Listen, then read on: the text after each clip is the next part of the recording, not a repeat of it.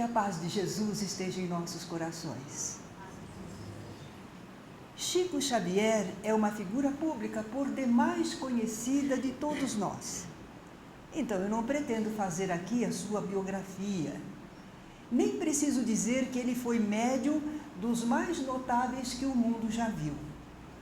O que eu quero destacar é que Chico Xavier foi um verdadeiro cristão. Na conduta pessoal, no cumprimento dos deveres, no cuidado com os familiares, na retribuição generosa aos amigos e, principalmente, no devotamento ao próximo por todas as maneiras, auxiliando a todos em tudo que estivesse ao seu alcance.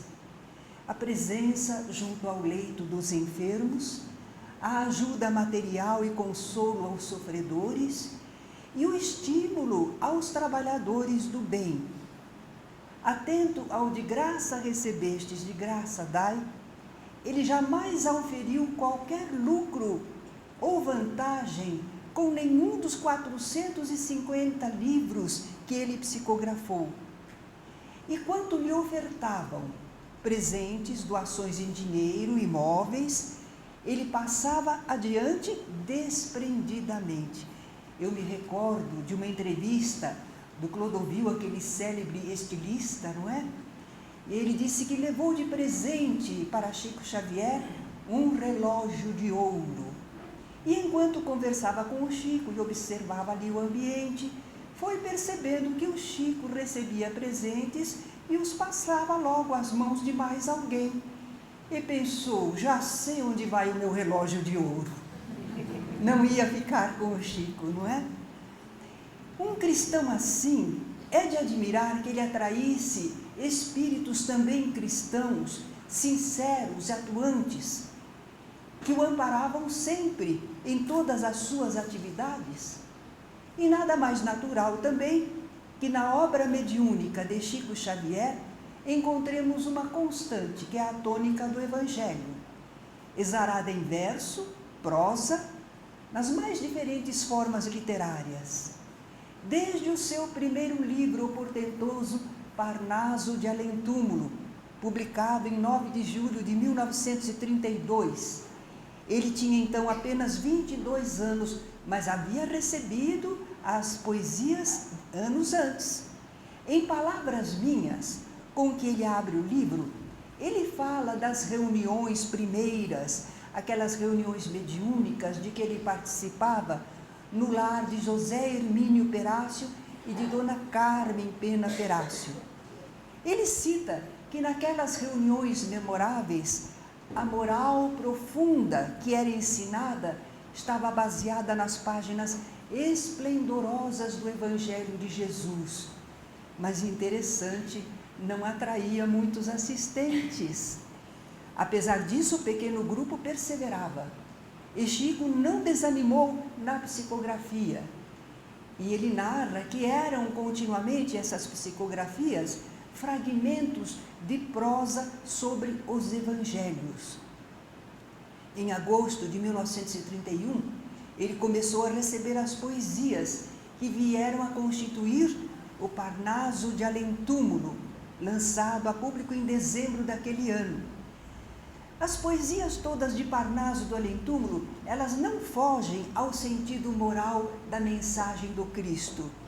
Não fogem também dos princípios básicos da doutrina espírita. Deus, existência e imortalidade do espírito, comunicação entre o céu e a terra, a justiça divina e a divina misericórdia. Muitas dessas poesias expressam abertamente Jesus e seu Evangelho.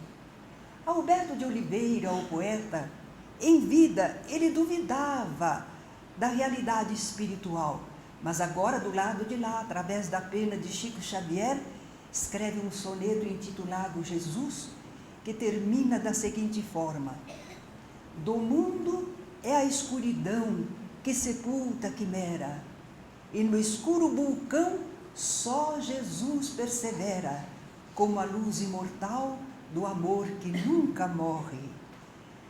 Alta de Souza, a cotovia tristíssima do norte. Temos aqui 2 trechos de poesias dela. Uma, como o sol que dá vida sem alarde, vem o Senhor, que nunca chega tarde e protege a miséria mais sombria. Ele chega e o amor se perpetua. É por isso que o homem continua ressurgindo da treva a cada dia. Ela fala também no soneto Em Êxtase: aos teus pés, meu Jesus, a vida inteira, abrasada de amor eu viveria, sorvendo a luz no cálice da harmonia, em paz serena, eterna e derradeira. Belmiro Braga, numa de suas quadras: angústias, derrotas, danos, tudo isso tenho visto. Só não vejo desenganos na estrada de Jesus Cristo. Marta, um espírito que não se identificou especialmente, além do nome, faz um poema muito lindo.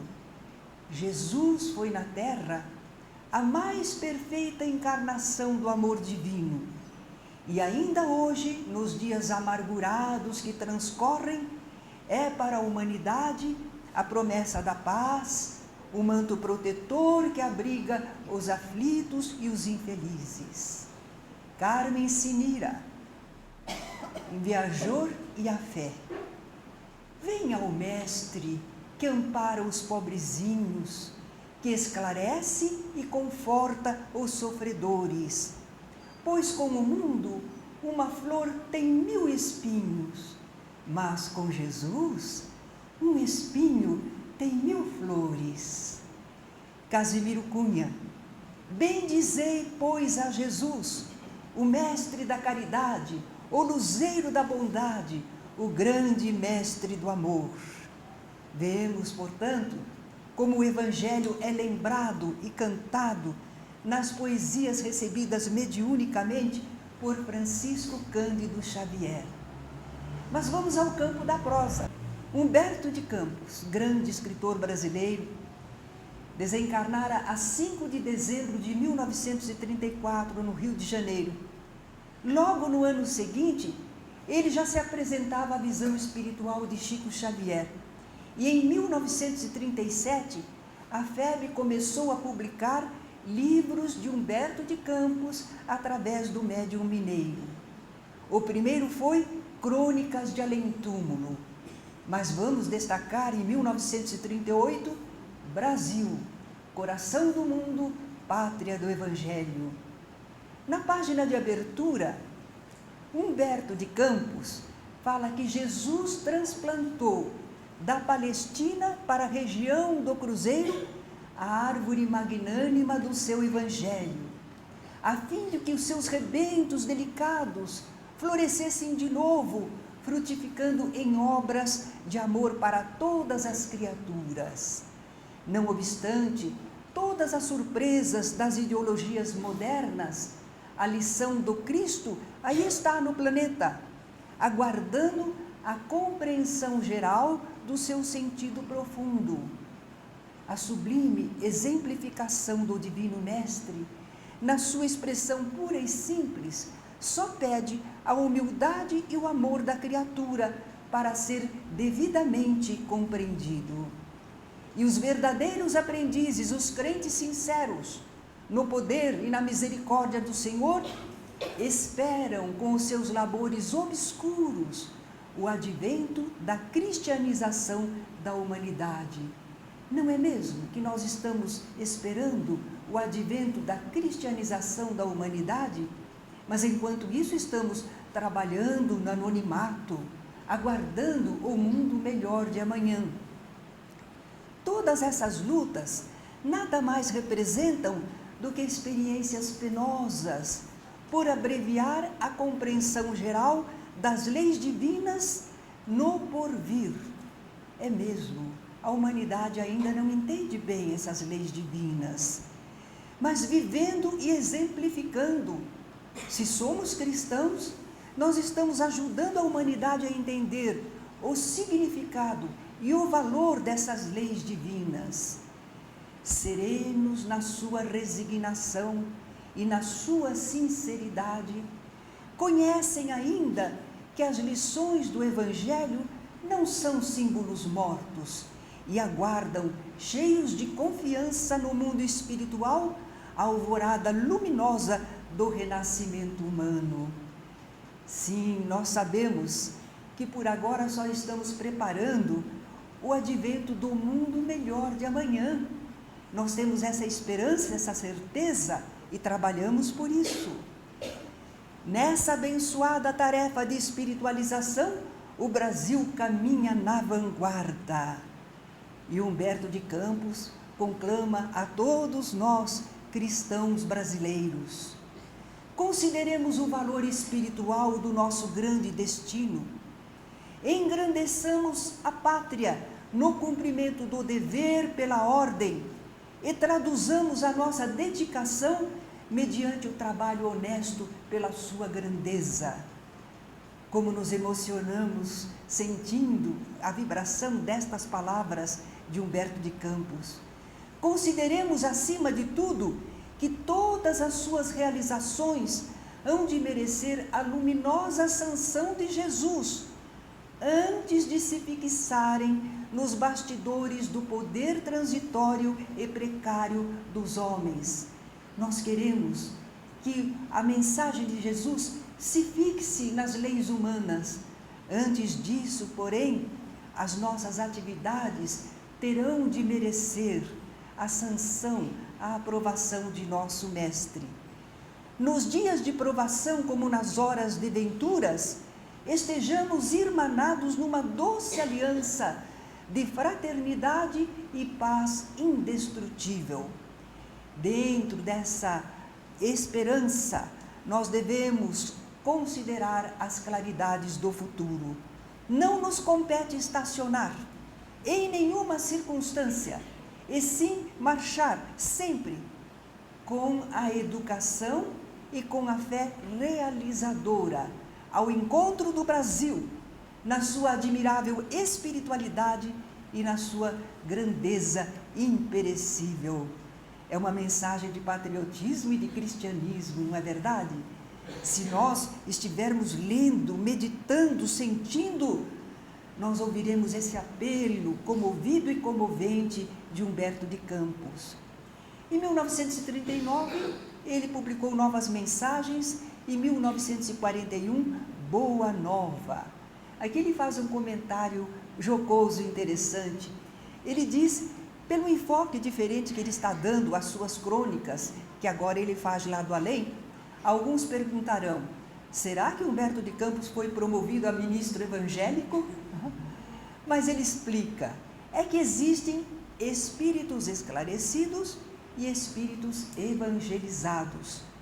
Um espírito esclarecido, talvez em vida ele tenha sido, não é? Ele era um culto, instruído, entendia a vida, mas não tinha ainda a tônica do Evangelho. E eu agora peço a Deus que abençoe a minha esperança de pertencer ao número destes últimos. Ele quer ser um espírito evangelizado. Meu problema atual não é o de escrever para agradar, mas o de escrever com proveito. E deveria ser esse o lema de todo escritor espírita, não é? Não é escrever para agradar, mas escrever com proveito. Sei quão singelo é o esforço presente. Entretanto, desejo que ele reflita o meu testemunho de admiração por todos os que trabalham pelo Evangelho no Brasil. Vocês não sentiram, não? Que essa admiração de Humberto de Campos é por todos nós, se somos pequeninos trabalhadores do Evangelho, não é? Ele agora compreende e admira o esforço dos cristãos na atualidade. Humberto de Campos, nesse livro, fala que nos tempos apostólicos houve feitos heróicos e abençoados, mas que os evangelistas não registraram. Ele chama isso de folclore do céu. E de lá ele tira os 30 episódios que constituem o livro Boa Nova. Em 1943 foi publicado ainda Reportagens de Além-Túmulo. E aí aconteceu. Em agosto de 1944, a viúva do famoso escritor entrou em juízo com uma ação declaratória contra a FEB e o médium Francisco Cândido Xavier. Ela pedia ao juiz declarar por sentença se essa obra literária é ou não do espírito de Humberto de Campos. Porque se fosse, ela queria os direitos autorais. E se não fosse, ela queria que recolhessem toda a obra e não permitissem a publicação com o nome de Humberto de Campos. A defesa foi feita pelo Dr. Miguel Timpone. Foi detalhada, extensa e brilhante. E o despacho do juiz veio rápido, porque as ações costumam demorar o despacho, não é? Mas esse veio rápido, porque o assunto despertara o interesse nacional e havia muita controvérsia a respeito. Já no dia 23 do mesmo mês de agosto, o juiz decidia: julgo a suplicante carecedora da ação proposta. Também como era possível dizer se a obra era ou não. E explicava o juiz, saindo pela tangente, que os direitos autorais são enquanto a pessoa está aqui produzindo em vida. Do lado de lá, ninguém poderia afirmar alguma coisa. O espírito de Humberto de Campos não deixou de escrever através de Chico Xavier. Mas para evitar confusões, contendas, a partir daí ele passou a assinar os demais livros sob o pseudônimo de Irmão X. Através da pena de Chico Xavier, muitas vezes os espíritos citam os textos evangélicos. Às vezes eles os interpretam à luz do conhecimento espírita. Outras vezes eles não chegam a mencionar as letras do evangelho. Mas, apesar disso, os escritores do além, através do médium mineiro, vão sempre colocando o pensamento cristão como orientação para o nosso dia a dia. É o que André Luiz faz em Agenda Cristã, de 1948, Frederico Figner, no seu livro Voltei, Neio Lúcio, em Alvorada Cristã, Hilário Silva, em seus contos, e Emmanuel, em todos os seus livros. Em O Consolador, de 1940, Emmanuel, logo no início, vai dizer do tríplice aspecto do Espiritismo. Alguns pensam que Emmanuel foi o primeiro a falar. Não, já está lá na obra de Kardec, no item 7º da conclusão do Livro dos Espíritos.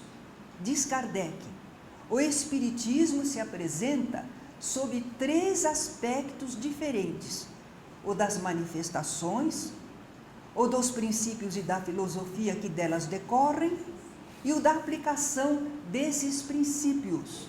Daí as 3 classes ou graus de adeptos: aqueles que têm a doutrina como uma ciência experimental, os que percebem suas consequências morais, e aqueles que se esforçam por praticar, por viver essa moral. Mas o importante é que Emmanuel agora vai destacar: no aspecto religioso, todavia, repousa a sua grandeza divina, por constituir a restauração do Evangelho de Jesus Cristo, estabelecendo a renovação definitiva do homem para a grandeza do seu imenso futuro espiritual. E na terceira parte do livro O Consolador, Emmanuel dedica o item 2º para responder a várias perguntas sobre o Evangelho.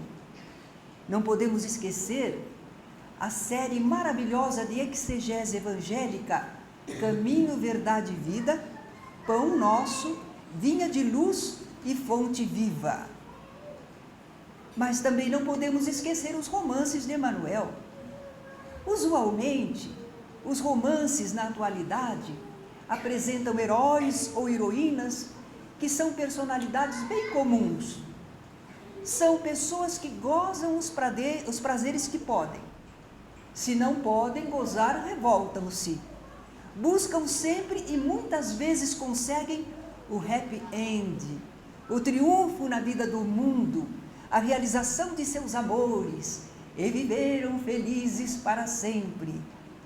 Mas Emmanuel, nos seus romances, destaca outro tipo de pessoas, figuras modelares, pessoas honestas, virtuosas, idealistas, que encontram dificuldades e traições, mas não deixam de viver e exemplificar o sentimento e a conduta cristã. Muitas vezes são vencidos e massacrados no campo da vida corpórea, mas eles encontram sua plena realização no sem-fim da vida do Espírito. As personagens de Emmanuel nos seus romances agem bem de acordo com o ensinamento de Jesus. Quem quiser ganhar a sua vida, perdê-la-á. E quem perder a sua vida por amor de mim, ganhá-la-á. Que adianta ao homem ganhar o mundo todo e perder a sua alma?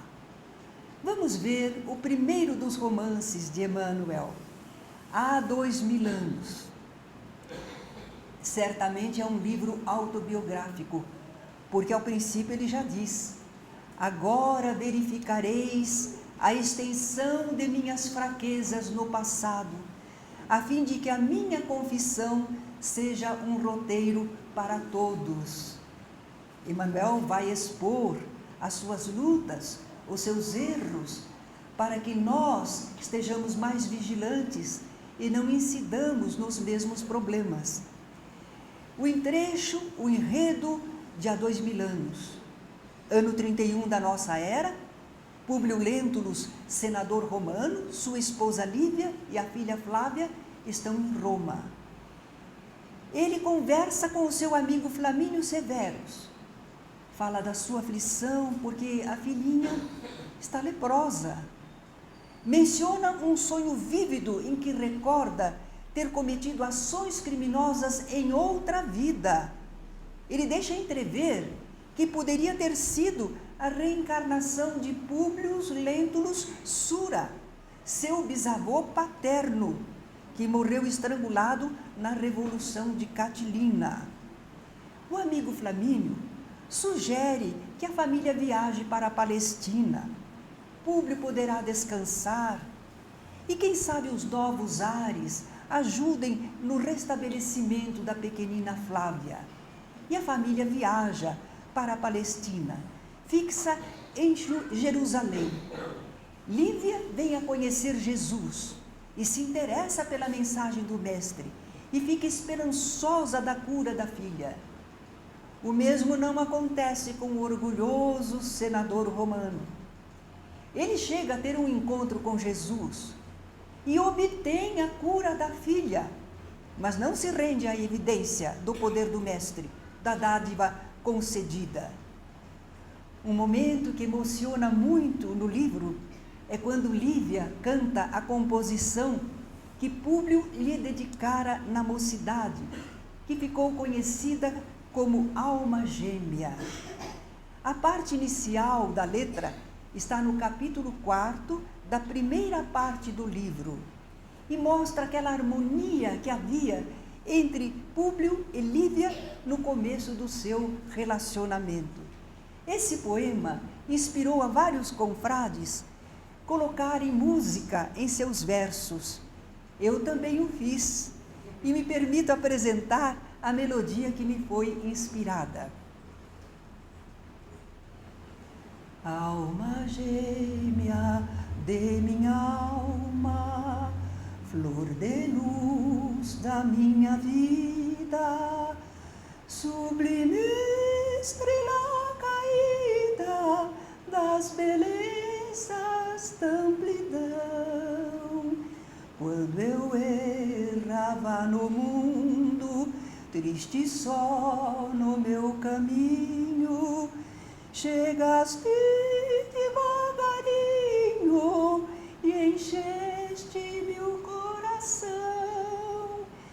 Vinhas na benção dos deuses, na divina claridade, tecer-me a felicidade com sorrisos de esplendor.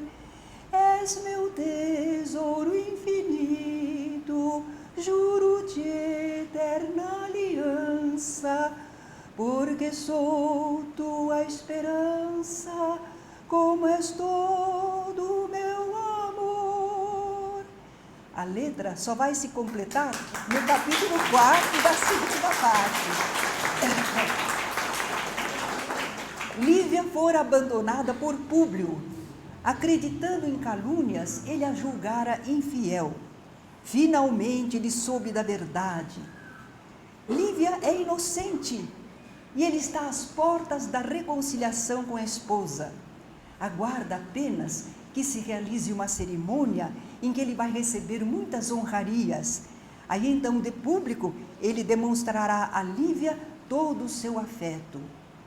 Lívia, porém, ainda se acredita repudiada. E nostálgica, ela canta a canção que Públio compôs na mocidade.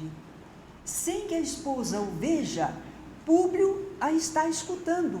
E então ficamos conhecendo a estrofe final. Alma gêmea de minha alma, se eu te perder algum dia, serei a escura agonia da saudade nos seus véus. Se um dia me abandonares, terna luz dos meus amores, hei de esperar-te entre as flores da claridade dos céus.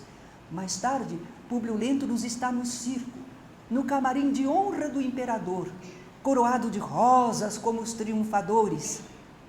Na arena, porém, muitos cristãos estão sendo sacrificados.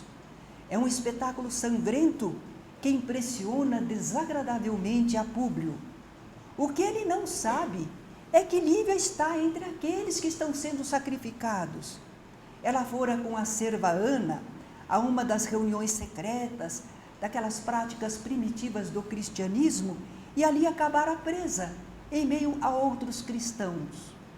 Só depois, Públio vem a saber da morte da esposa querida. Ele sofre muito, fica abatido.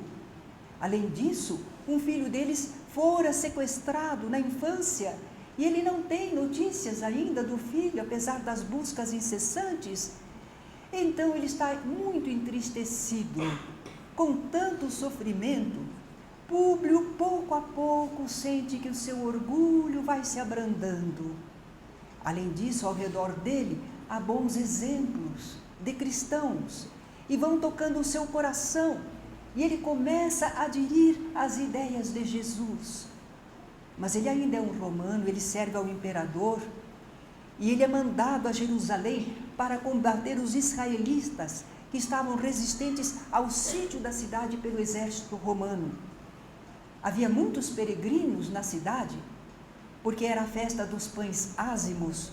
Então muitos israelitas resistem aos soldados romanos, e a matança é grande do povo israelita.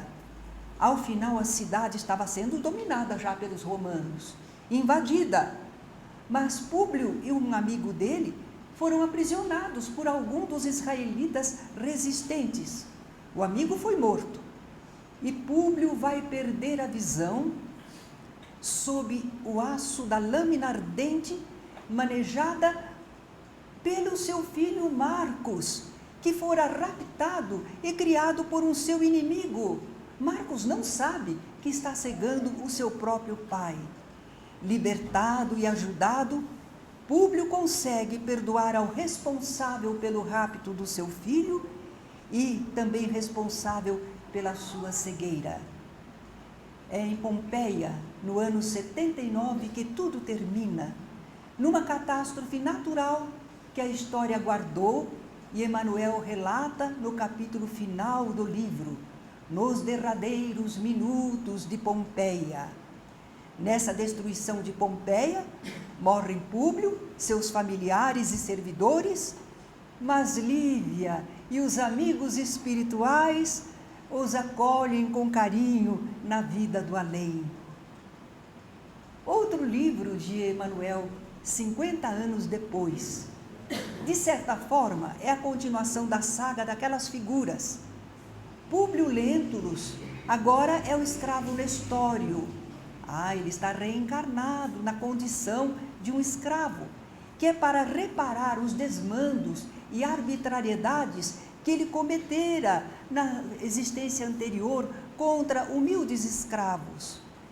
Daqueles companheiros de antes, alguns o acompanham agora. Mas a figura em destaque não é nenhum deles, é Célia. Ela não tem especial relação com os demais, mas ela surge como um exemplo de cristã. Sacrifica-se para proteger a mãezinha. Ela é jovem, bela e sozinha, então ela precisa, para se proteger, ocultar-se sob a identidade do religioso irmão Marinho. E ela age como anjo benfeitor de muitos. Emmanuel comenta que a memória dessa santa criatura é guardada pela Igreja Romana, é um dos santos da Igreja Romana, mas a sua história está confusa, obscura pelos narradores. Quando ainda oculta, sob os trajes de irmão Marinho, Célia está desencarnando, e um grupo de crianças canta o hino do entardecer que ela lhes ensinara. Neste momento, vamos lembrar esse episódio, Célia desencarnando e o hino do entardecer. Louvado sejas, Jesus, na aurora cheia de orvalho, que traz o dia, o trabalho em que andamos a aprender. Louvado seja, Senhor, pela luz das horas calmas, que adormenta as nossas almas no instante do entardecer. O campo repousa em preces, o céu formoso cintila, e a nossa crença tranquila repousa no teu amor. É a hora da tua bênção, nas luzes da natureza, que nos conduz à beleza do plano consolador. É nesta hora divina que o teu amor grande e augusto dá paz à mente do justo, alívio e conforto à dor. Amado Mestre, abençoa a nossa prece singela, faze luz sobre a procela do coração pecador. Venha a nós, do céu ditoso, ampara a nossa esperança. Temos sede de bonança, de amor, de vida e de luz. Na tarde feita de calma, sentimos que és nosso abrigo. Queremos viver contigo. Vem até nós, meu Jesus. Esse hino do entardecer para nós pode ser todo dia uma excelente oração de fim de jornada, não é? Mas para Célia era o entardecer da vida corpórea, o repouso merecido, tranquilo e feliz de uma serva fiel. Em seguida temos Paulo e Estevão. Ao início, Emmanuel explica o seu objetivo. Por que ele escreveu esse livro?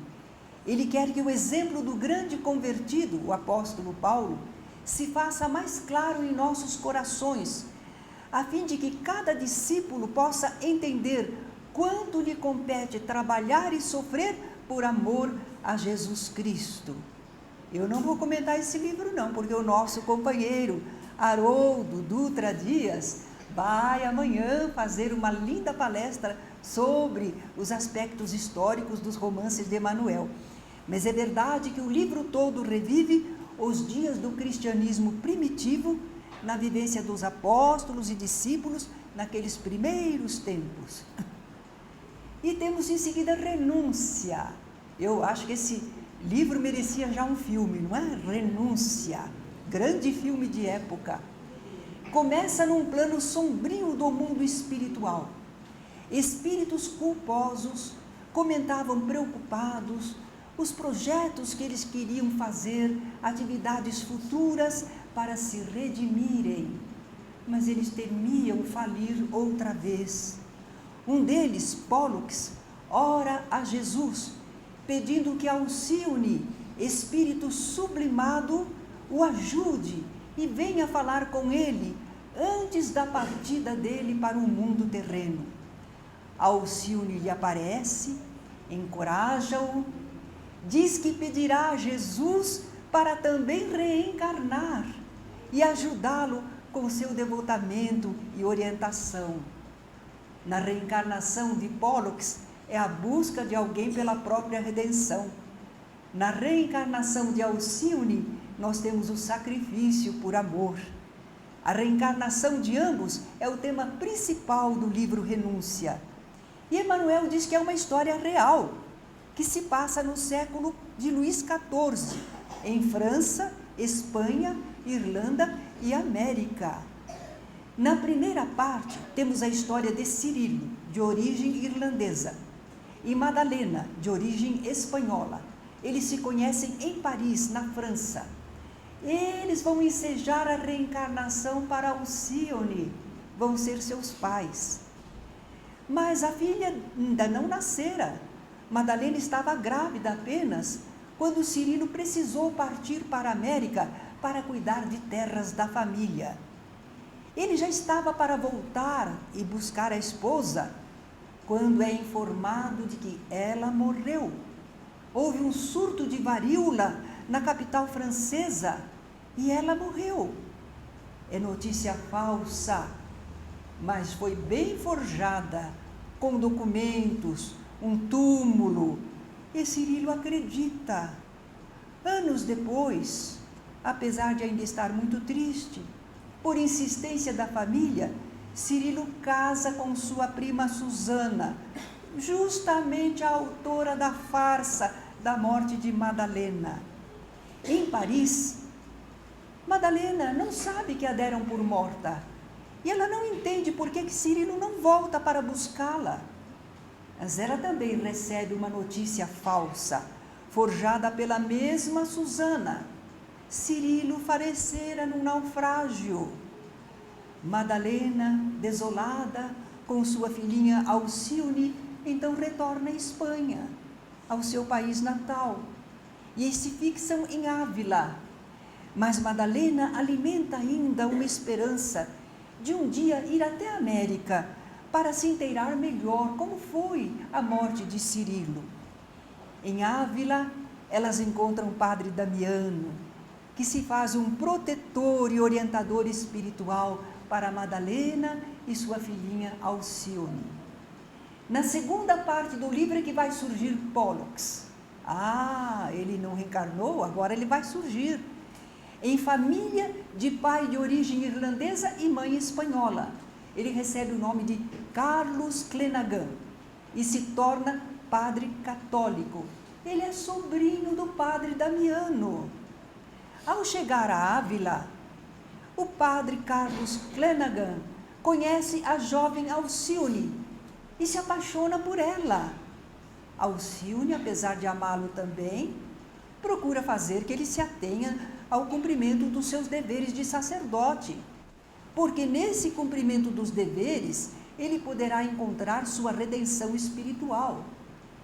Sob o amparo do padre Damiano, Madalena, com a filha Alcione e o filho adotivo Rob, retornam a Paris.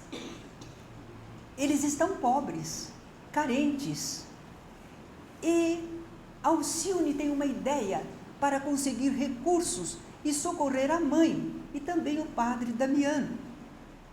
Ela, com Rob, o seu irmãozinho adotivo, vão cantar e tocar no adro do templo de Nossa Senhora. Alcione canta modinhas francesas com seu sotaque espanhol. E quem é que a escuta? Em visita à cidade está Cirilo, acompanhado de Susana, a sua segunda esposa. Cirilo não sabe que aquela jovem cantora é sua filha, mas ele se sente atraído para ouvi-la. E quando ela canta velha música espanhola, ele não se contém, se aproxima e pergunta se ela conhece uma antiga melodia, a calhandra aragonesa. A jovem diz que sim, atende o seu pedido e canta a calhandra aragonesa. Nós vemos aqui a capacidade poética de Emmanuel. Novamente, uma composição em versos. Em Há 2000 anos foi o Alma Gêmea. Em 50 anos depois, o Hino do Entardecer. E agora, em renúncia, a calhandra aragonesa. Certa vez, no Rio de Janeiro, tive a oportunidade de conversar com a admirável médium Ivone do Amaral Pereira. Eu mais ouvi do que falei.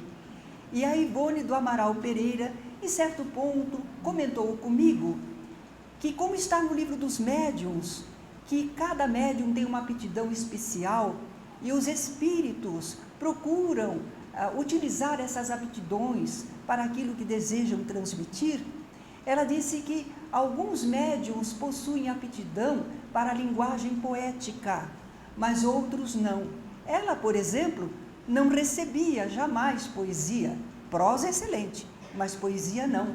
E ela comentou que o Divaldo também não consegue receber poesia, mas Chico Xavier recebia poesia lindamente, o que ensejou a Emmanuel a apresentar essas composições nos seus romances.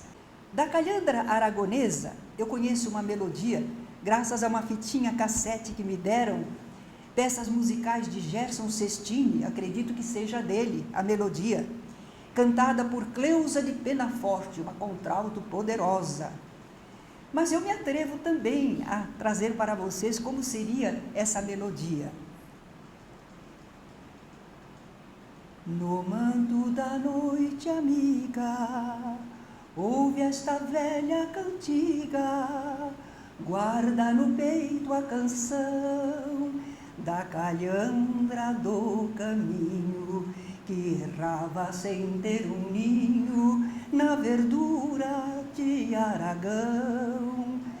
A pobrezinha vivia numa perene agonia, em dolorosa mudez, era a imagem da saudade, nos andrajos da orfandade, no luto da viuvez. Mas em certa primavera, a pobre que andava à espera, reparou, fim do arrebol, que chegava de mansinho, olhos cheios de carinho, seu amado, o rouxinol.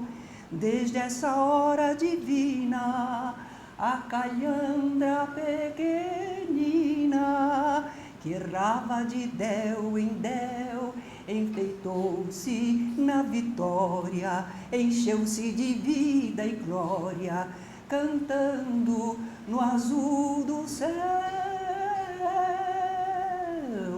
Brincava na vasta fonte, e ao longe no horizonte, sob o sol, sob o luar, fosse noite, fosse dia, transportava de alegria nas penugens do seu lar. Mas um dia o companheiro deu-lhe o olhar derradeiro da bolsa de um caçador. A calhandra infortunada tombou sem vida na estrada, na angústia do seu amor.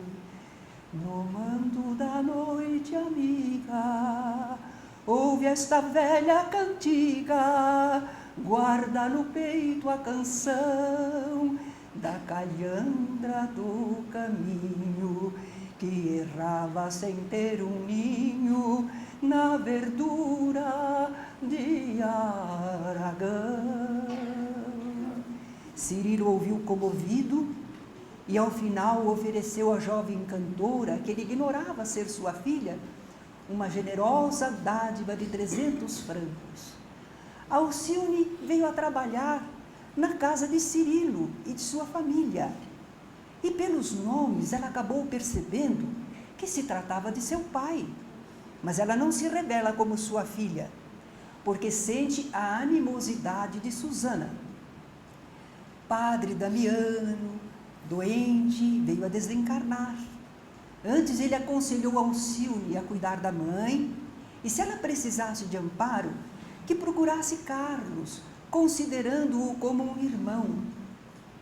Em seguida, Madalena, a mãe de Alcione, também vai se enfraquecendo dia a dia.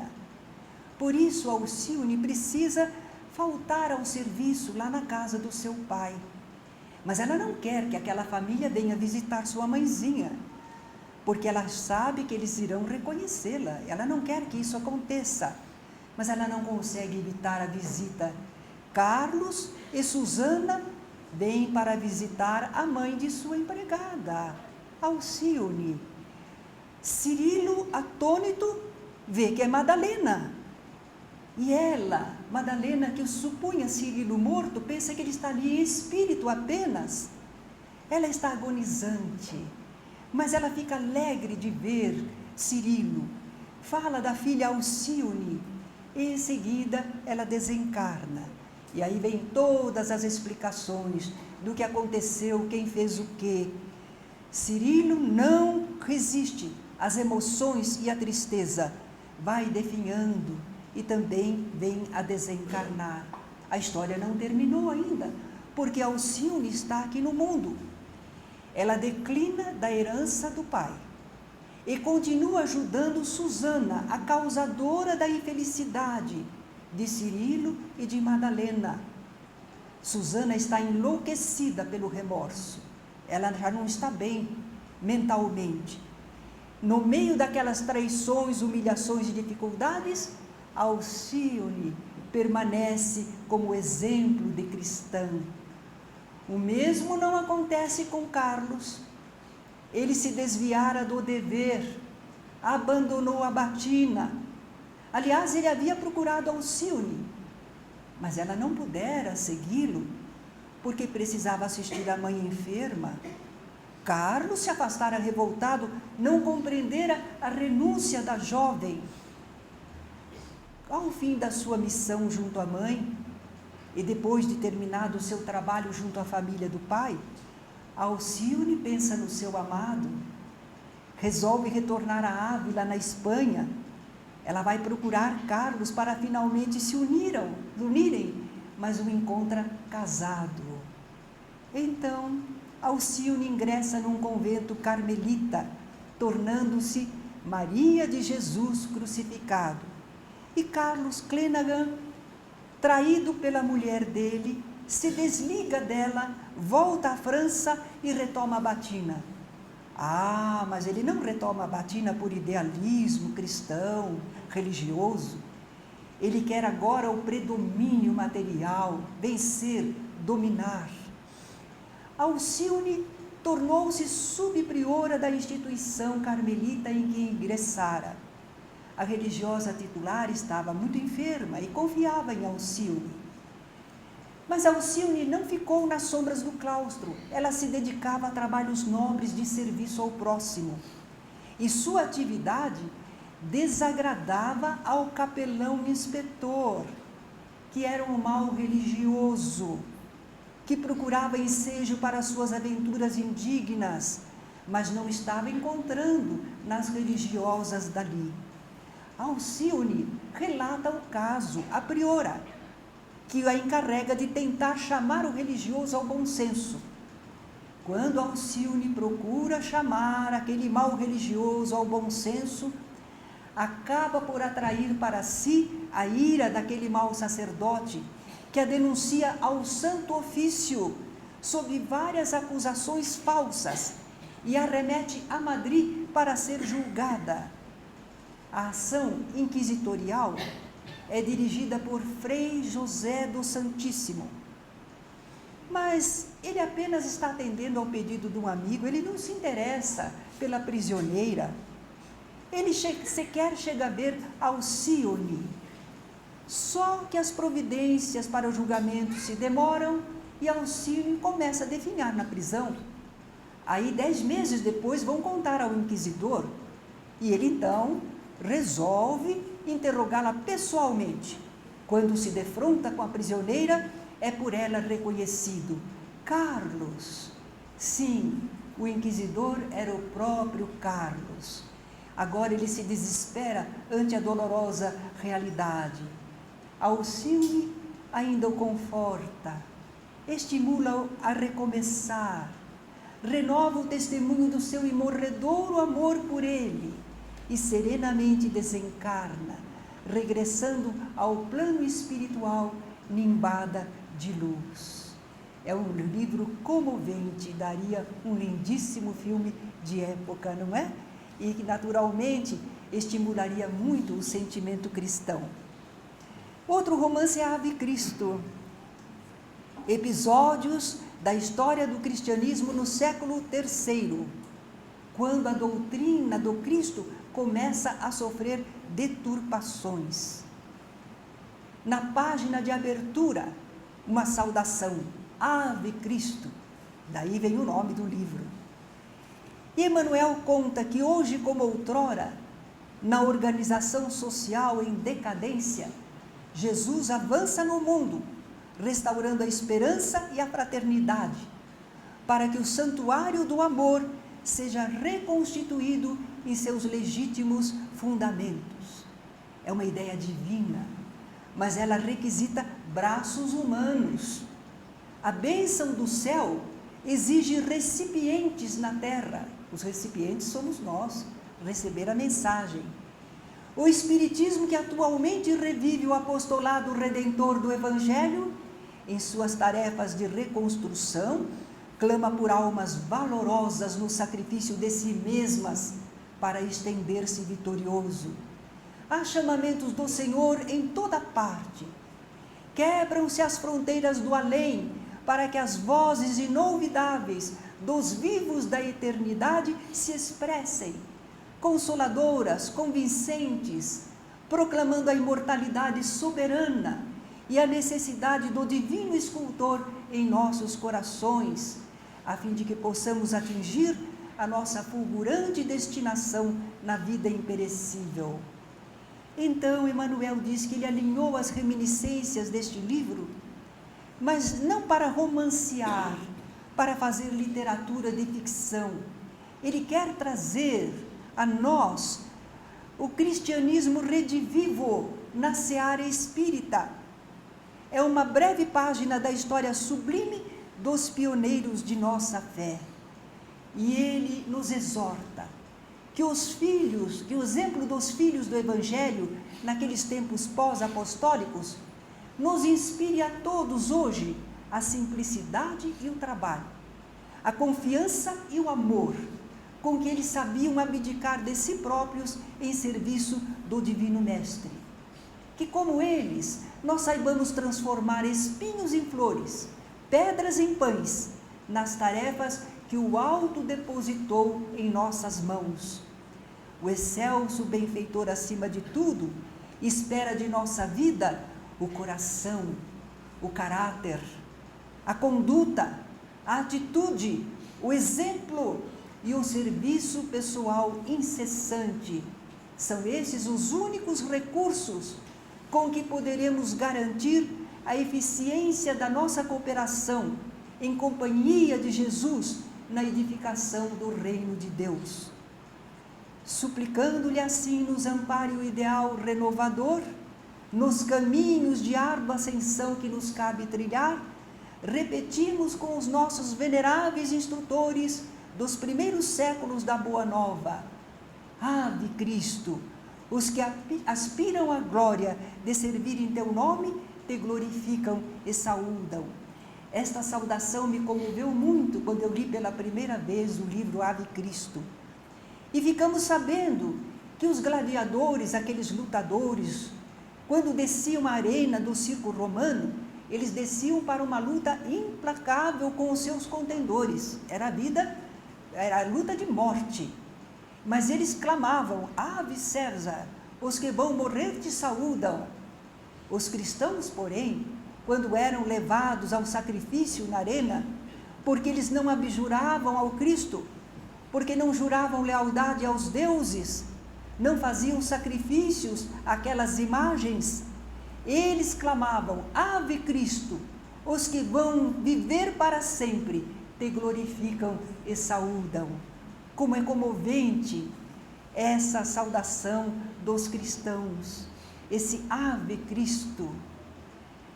Ainda resta examinar o livro na sua história, mas vamos resumir assim. um espírito muito devotado ao seu filho, Quinto Varro, quer conseguir trazer o seu filho Tassiano para Jesus. E ele vai levar 2 encarnações sacrificiais, mas ao final ele consegue.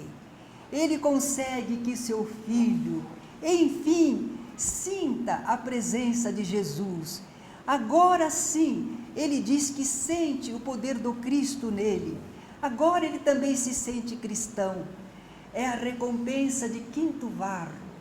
É a construção do seu sacrifício, conseguindo resgatar o seu filho Tassiano. Aqui na terra, eles estão no circo e eles acabam sacrificados às feras, mas eles despertam nas alegrias da vida espiritual.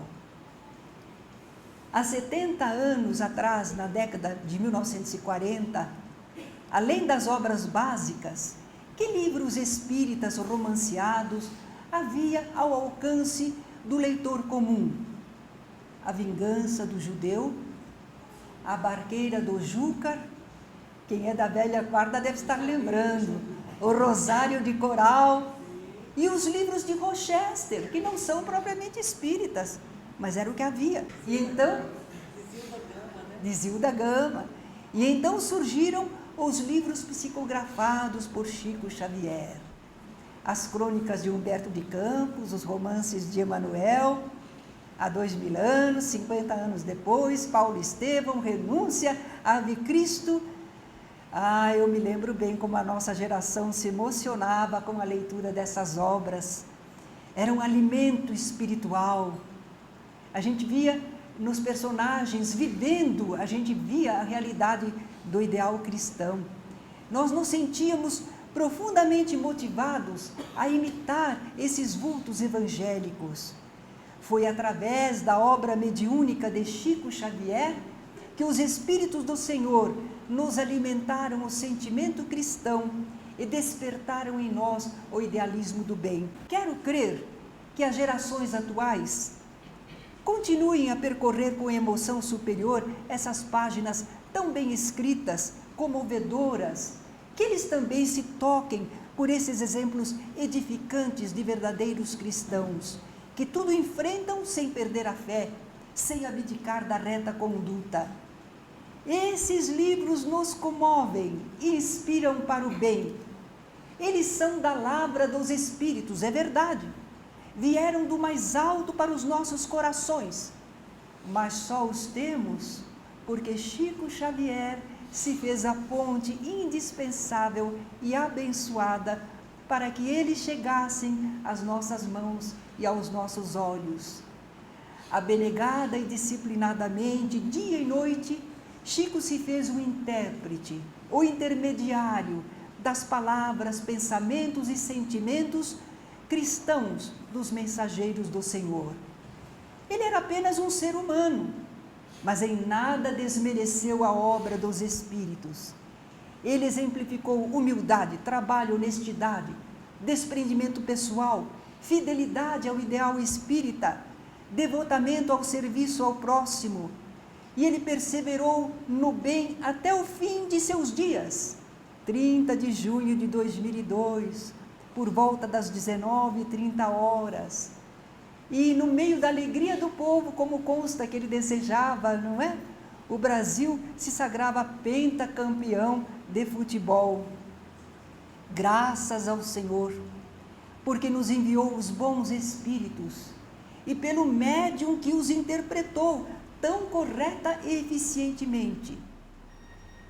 Nós gostaríamos que outros médiuns bons se apresentassem, fiéis ao Evangelho e ao Espiritismo, exemplificando o comportamento cristão. Mas isso não está muito frequente não é? Infelizmente. Há médiuns bons e devotados, mas há também uma chusma de livros ditos mediúnicos, há uma chusma de livros que desmerecem, que são repetitivos ou são fantasiosos, exagerados, que não condizem com a doutrina dos Espíritos. Senhor, nós estamos pedindo misericórdia para que desça assim uma nuvem de bom senso sobre estes nossos escritores. E é curioso que escritores encarnados começam a diminuir, e são todos escritores mediúnicos. Não tenho nada contra a mediunidade, pelo contrário, tenho admiração pelos médiuns. Eles são os intermediários dos espíritos para nós, que não vemos especialmente, nem ouvimos especialmente. Nós precisamos dos médiuns, mas verdadeiros médiuns, de fantasiosos, de exagerados, de simuladores, não precisamos não, só causam confusão, não é? E o que nos fica de toda a obra mediúnica recebida através de Chico Xavier? Especialmente da mensagem do Evangelho, que nós aqui relembramos rapidamente. Bernardo Lilgoy, professor do Departamento de Antropologia da Universidade Federal do Rio Grande do Sul, escreveu um livro, Chico Xavier e a Cultura Brasileira. E ele diz que Chico Xavier, através de sua biografia, realiza uma peculiar combinação entre espiritismo kardecista com um catolicismo familiar e popular bastante tradicional. Eu não concordo, não. Ele pensa assim porque não conhece o movimento espírita, não conhece um Bezerra de Menezes, não conhece um Eurípides Barçanufo, um Bittencourt Sampaio, não conhece quantos trabalharam e viveram esse ideal cristão também. É que o cristianismo lá estava dentro do catolicismo.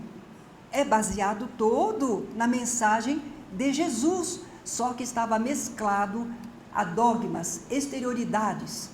E tanto os espíritos com os seus ensinos, como Chico Xavier com os seus exemplos de vida, resgataram o cristianismo para nós. Porque é exatamente isso que o espiritismo faz. Ele revive o cristianismo, traz-nos de volta o Evangelho de Jesus em toda a sua pureza, em seu verdadeiro sentido, em espírito e em verdade. No livro Renúncia, Alcione Menina indaga ao padre Damiano: e agora, onde é que é o circo? Onde estão as feras? Ainda podemos sofrer para mostrar a Jesus que não estamos de acordo com os que o crucificaram? É verdade. Agora nós, os cristãos dos dias de hoje, não estamos mais sujeitos aos perigos de outrora, o circo romano, as feras, as fogueiras. Não temos esses perigos. Padre Damiano respondeu: sem dúvida, poderemos testemunhar nossa fé a todo tempo, em todas as circunstâncias. Agora, o circo é o mundo, e na maioria dos casos, as feras são os homens, os seres humanos. Tudo bem, mas não vamos pensar os outros, não é? Nós temos de enfrentar, sim, o mal que possa existir nas criaturas, em nós mesmos, como resultado da ignorância espiritual. Agora, as feras mais temíveis que existem estão em nós mesmos, em nosso mundo íntimo, e se chamam egoísmo e orgulho. Essas feras é que, através das reencarnações, têm destroçado as nossas oportunidades de redenção e de progresso espiritual. Estejamos vigilantes, amigos. No dia a dia, estejamos vigilantes para não cairmos quando em tentação. E sempre que defrontados pelas sugestões más do egoísmo e do orgulho, enfrentemos corajosamente essas feras que habitam dentro de nós. Reajamos com a fé e a coragem que o conhecimento espírita nos proporciona. E digamos resolutos, como os cristãos de outrora: Ave Cristo, os que aspiram à glória de servir em teu nome, te glorificam e saúdam. Então, o Pai Nosso, esse CD meu, são de músicas que me foram inspiradas. E eu tenho de reconhecer que me foram inspiradas porque eu nunca mais fiz, não é? Se fossem minhas, eu faria sempre, não é verdade? Foi uma fase da vida só. E eu me comovo também com esse Pai Nosso, acho muito... E idealizo às vezes assim, é que nunca pude realizar dessa maneira. Eu imagino 2 coros, um terrestre e um celeste. E há certos pontos em que o coro terrestre fala e o coro celeste responde, não é? Mas vamos fazer simplesmente como nos é possível.